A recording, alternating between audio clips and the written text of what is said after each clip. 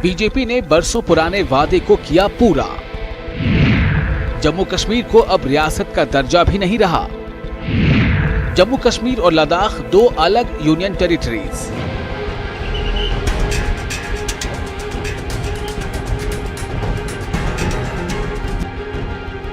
रियासत जम्मू कश्मीर को लेकर हालिया चंद दिनों से चल रही कयास आराइयों और अफवाहों पर लगाम लग गई है। वज़ीर-ए-आज़म नरेंद्र मोदी की क़यादत में एनडीए हुकूमत ने तारीखी फैसला करते हुए जम्मू कश्मीर को खुसूसी पोजीशन फराहम करने वाली आइन की दफा 370 को ही मनसूख कर दिया है। हुकूमत के इस फैसले ने सबको चौंका दिया। मरकजी वज़ीर दाखिला अमित शाह ने अपोजिशन के हंगामे के बीच राज्यसभा में दफा 370 को बर्खास्त करने से मुतालिक संकल्प पत्र पेश किया। हुकूमत ने न सिर्फ रियासत जम्मू कश्मीर को हासिल खुसूसी दर्जा खत्म कर दिया, बल्कि रियासत को दो हिस्सों में तकसीम करते हुए जम्मू कश्मीर और लद्दाख को यूनियन टेरिटरीज बनाने का भी फैसला किया। जम्मू कश्मीर की खुसूसी पोजीशन खत्म होने से क्या तब्दीली रूनुमा होगी, इस पर एक नजर डालते हैं। रियासत जम्मू कश्मीर में दफा 370 के तहत वहां वफाकी आइन का मुकम्मल निफाज नहीं होता था, लेकिन अब मुकम्मल आईन हिंद लागू होगा। इस दफा की मनसूखी के साथ रियासत को हासिल खुसूसी दर्जा खत्म हुआ। जम्मू कश्मीर के लोगों को पहले दोहरी शहरियत मिलती थी, लेकिन अब सिर्फ हिंदुस्तानी शहरियत रहेगी। रियासत का आईन और परचम अलग था, लेकिन वहां अब सिर्फ तिरंगा ही लहराएगा। दफा के तहत मुल्क के दीगर शहरियों को जम्मू कश्मीर में जमीन खरीदने का हक हासिल नहीं था, लेकिन अब ये दफा मनसूख हो चुकी है।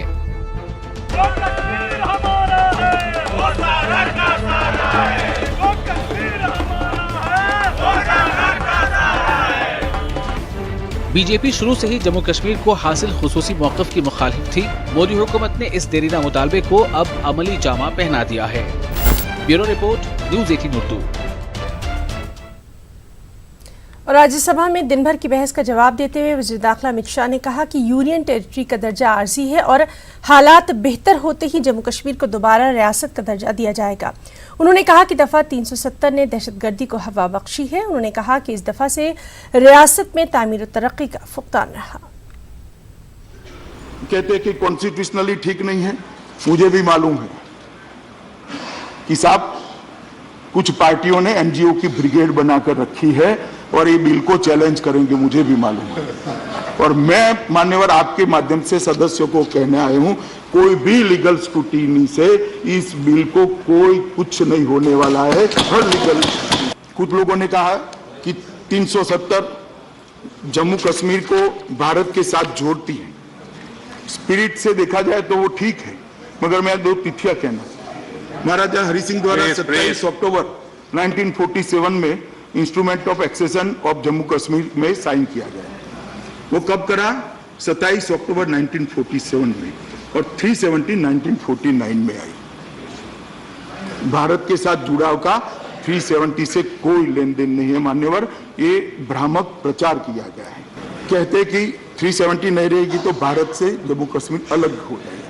मेरी समझ में नहीं आता मान्यवर कैसे अलग हो जाएगा। और मैं घाटी के लोगों को कहना चाहता हूं, इस देश में बहुत सारी रियासतें थी 370 के बगैर, 35 के बगैर, मगर सबने अपनी अपनी संस्कृति बनाकर रखी। मराठियों ने, महाराष्ट्र ने अपनी संस्कृति बनाकर रखी, भाषा भी संभाल कर रखी। गुजरात ने अपनी संस्कृति बनाकर रखी, भाषा भी संभाल कर रखी है। तमिलनाडु ने अपनी संस्कृति बनाकर रखी, अपनी भाषा को भी वो प्रोटेक्ट करते हैं। तेलुगु राज्यों ने अपनी संस्कृति बनाकर रखी, अपनी भाषा को। 370 कहां से, किस प्रकार से आपकी संस्कृति को प्रोटेक्ट करता है, मेरी ये समझ में नहीं आता है। वो प्रोटेक्ट करता है केवल और केवल 3 सियासतदानों के परिवार को प्रोटेक्ट करता है, वो नहीं चाहता। मान्यवर, मैं गुलाम नबी साहब और जितने सारे लोगों ने, बहुत सारे लोगों ने यूटी बनाने पर अपनी आपत्ति दर्ज करी। मैं निश्चित रूप से उनको आश्वस्त करना चाहता हूं कि जैसे ही नॉर्मल परिस्थिति हो जाएगी, उचित समय आएगा, हम इसको फिर से स्टेट बनाने के लिए हम।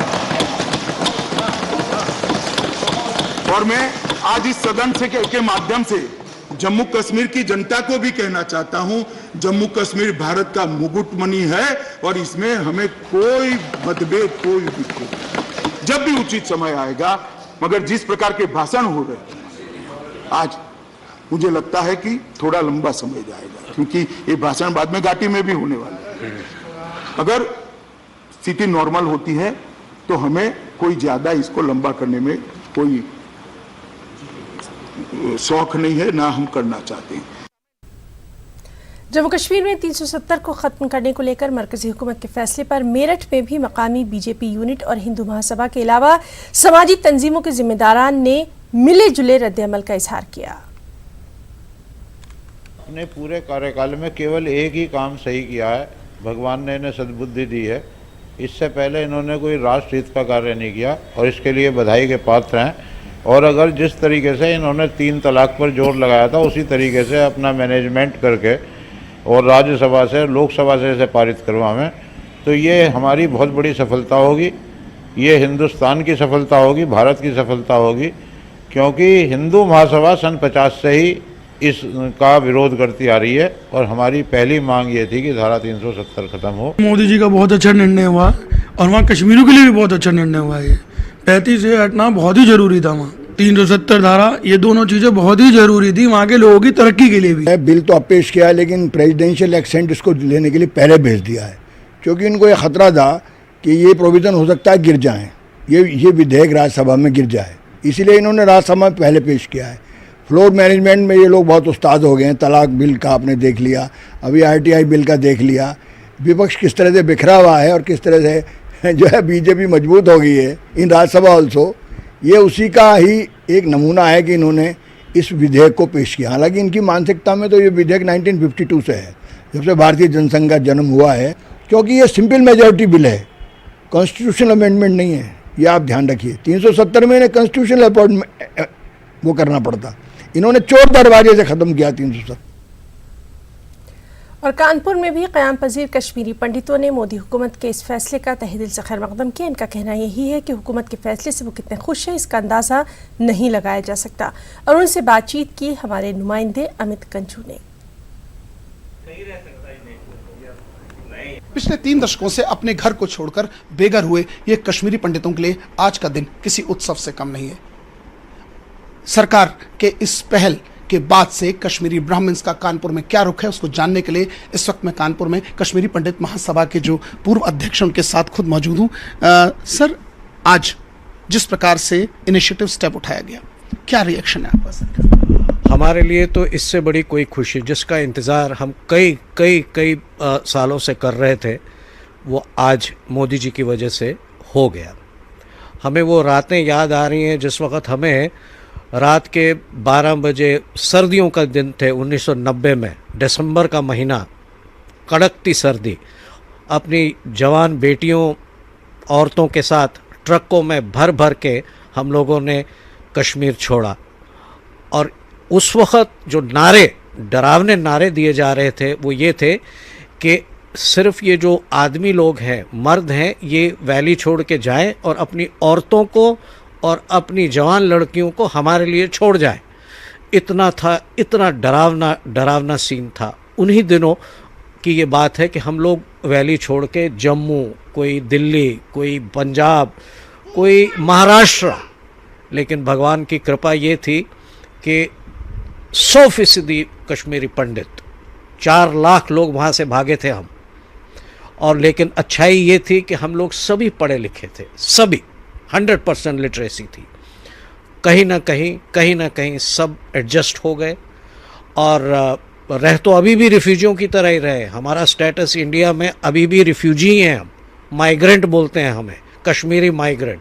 ये जो कलंक था वो आज मोदी जी ने ख़त्म कर दिया। कुछ महिलाएं हमारे साथ हैं, निश्चित तौर पर महिलाओं ने बहुत चीजें फेस की, उनसे हम बात करने की कोशिश करते हैं।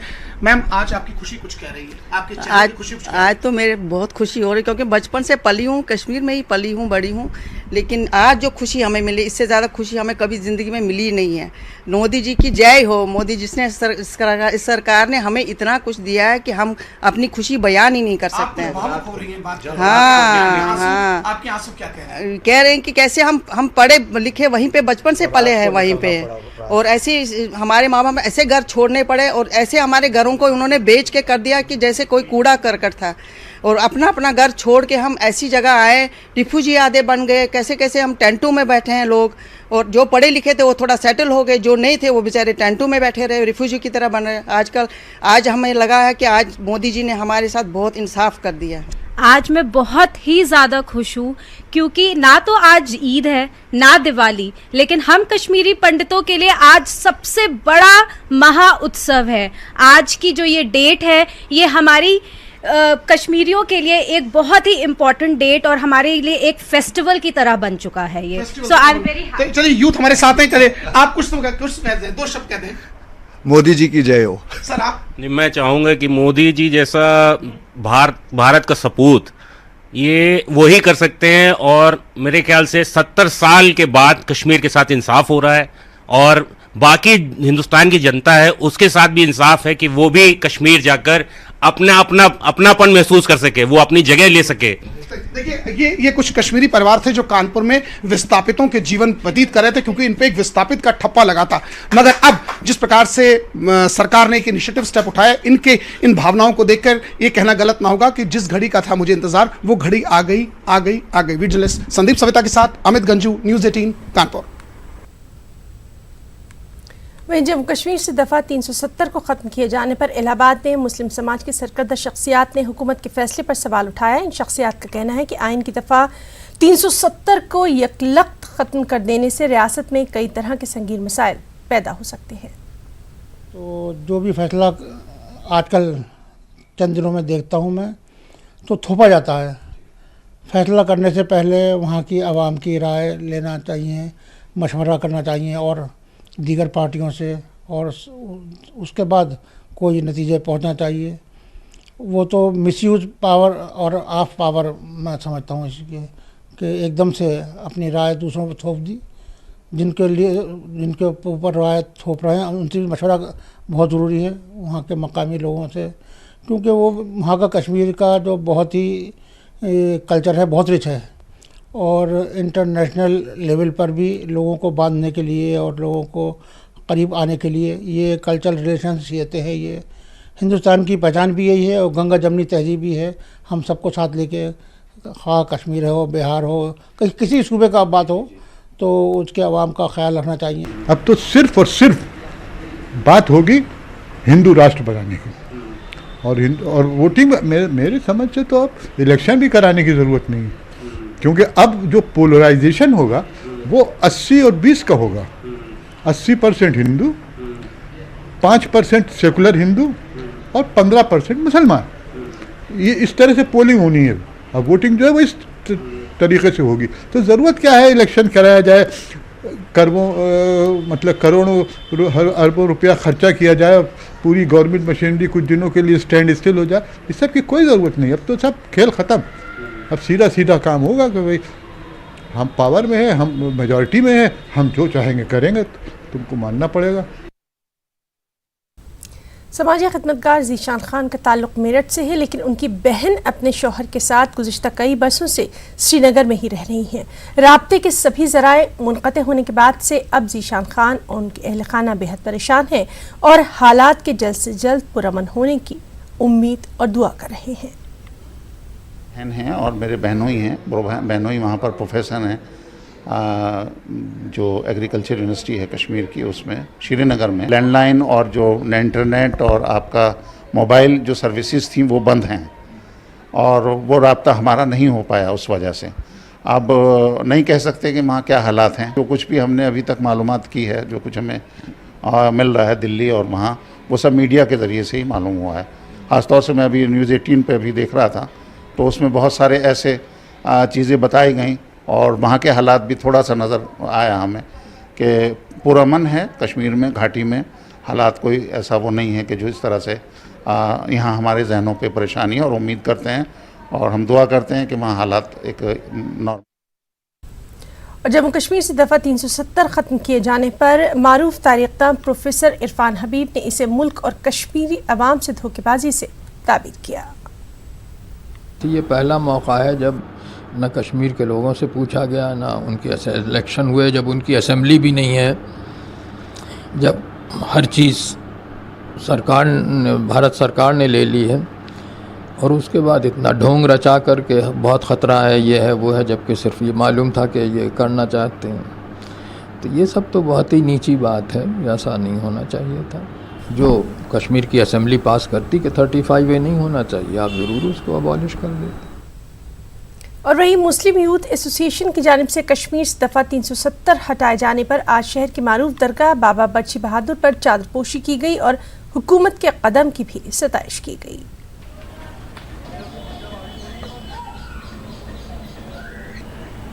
देश की पार्लियामेंट में कश्मीर को 300 धारा 70 हटाने के लिए प्रस्ताव पास हुआ है।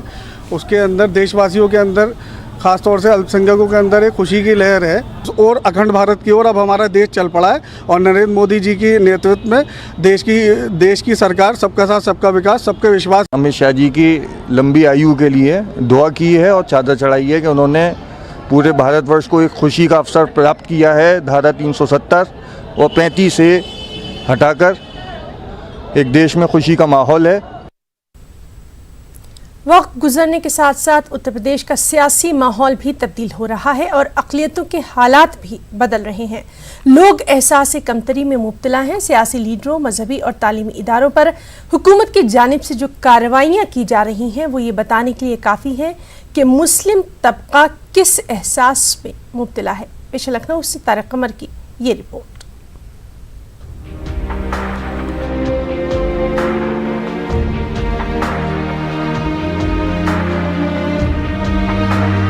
मदारस इस्लामिया से अक़लियती इदारों, दरसगाहों और यूनिवर्सिटी तक जो कुछ पेशरफ्त गुज़िश्ता एक साल के दौरान की गई है वो ये बताने के लिए काफ़ी है कि उत्तर प्रदेश में आबाद मुसलमान किस एहसास से दो चार हैं। आज़म खान पर बढ़ते मुकदमात की फहरिस्त, मदारिस में मुसलसल छापेमारी और देवबंद जैसे बड़े मराकज़ में तहक़ीक़ व तफ्तीश का सिलसिला। दानिश्वर और सियासी फ़िक्र रखने वाले लोग मानते हैं कि बीजेपी के ताल्लुक़ से मुसलमान जिन खदशात में मुब्तला थे, बीजेपी वही सब कर रही है। ये तो बीजेपी की जब से हुकूमत बनी है 2014 से, तब से मुसलमानों को ये बात मालूम थी और नहीं थी तो होना चाहिए थी कि बीजेपी का 1 पॉइंट प्रोग्राम है मुसलमानों के ख़िलाफ़ कार्रवाई करना, नफ़रत फैलाना, और उसी पर वो सर्वाइव करते हैं। तो हमारे पास सिर्फ अदालत ही है, क्योंकि या फिर कोई ऐसा बड़ा मामला हो तो हम अवामी मुज़ाहरा कर सकते हैं, जैसे आज़म खान के मामले में कुछ लोगों ने किया, उनकी पार्टी को और इससे बड़ा मुजाहरा करना चाहिए। खुशामद का कोई रास्ता हमारे सामने कम अज़ कम नहीं। ये हुकूमत या ये पार्टी खुशामद से आपको कुछ नहीं देने वाली। खाने पकाने से लेकर कहीं आने जाने तक हर कदम पर लोगों को खौफजदा करने की कोशिशें की जा रही हैं। मुस्लिम समाज के जिम्मेदार लोग कहते हैं कि नफरत का जवाब मोहब्बत से दिया जाएगा, लेकिन महज तमाशबीन बने रहने से भी कुछ हासिल नहीं है। लोग आईन व दस्तूर और जमहूर की रोशनी में एहतजाज करें और भटकी हुई सियासत को राह रास्त पर लाने की कोशिश करें। देवबंद पे पहली मरतबा नहीं हो रहा, आप शायद आपको मालूम न हो, आज से 2 साल पहले यही कुछ नदवे पे हो चुका है। नदवे की जामा मस्जिद इमारत तामीर हुई थी, वही रुकवा दी। एक बिल्कुल फर्जी मुकदमा खड़ा करके साहब नजूल किया है। हर एक के खिलाफ जहाँ मौका मिलेगा, जो काम होता होगा ये करेंगे, जो कर सकते हैं। आप जो उसका मुदाफ़ियत कर सकते हो करें।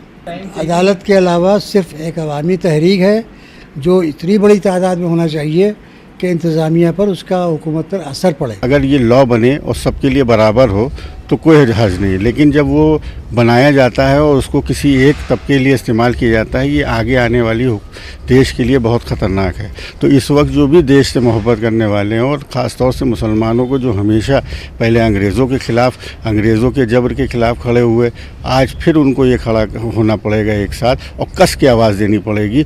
बात चाहे अदालती कार्रवाई की हो या अवामी कार्रवाई की, सख्त एहतजाज किया जाना चाहिए, आवाज़ें बुलंद की जानी चाहिए। ये मानना है आवाम का, अक़लियती तबके के ज़िम्मेदार लोगों का। अब देखना है कि हालात किस अंदाज से बदलते हैं, किस अंदाज से मंजरनामा तब्दील होता है।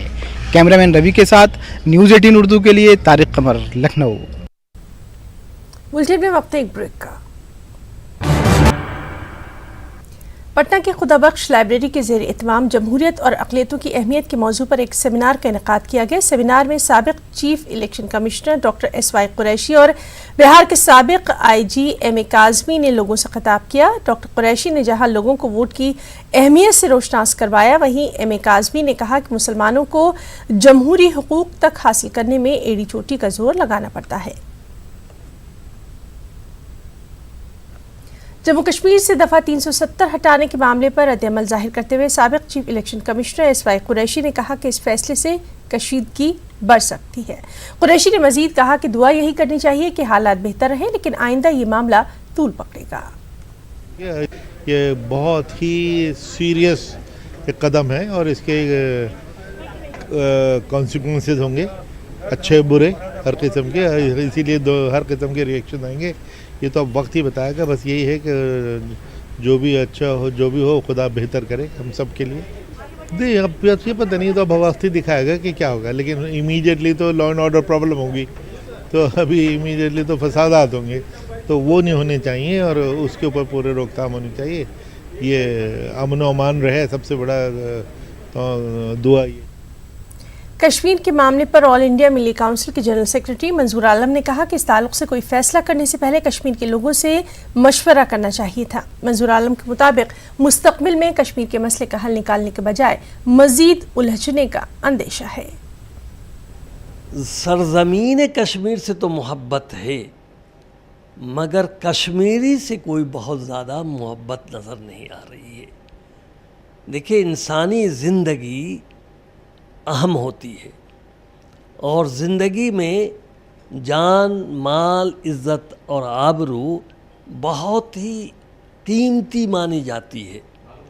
लोग अपने जान देते हैं जान बचाने के लिए भी।